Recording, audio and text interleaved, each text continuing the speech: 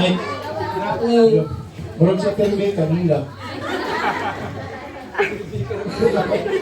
Bawal ka mo hilap, pero ang akong kauban, hilap.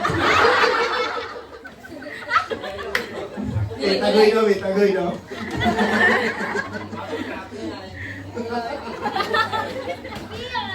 Yung naon na to, kasi nakatagit lang nato sila ng kauban, sumana na nato sa kauban. Pero, ako ilan tabang sa playa. So, sa pagi na nilasig niya ang playa, so, sa pagi, tumaman niya ang katong, mga maluya. Appreciated ko siya sa mga isul sa Playa Congregation.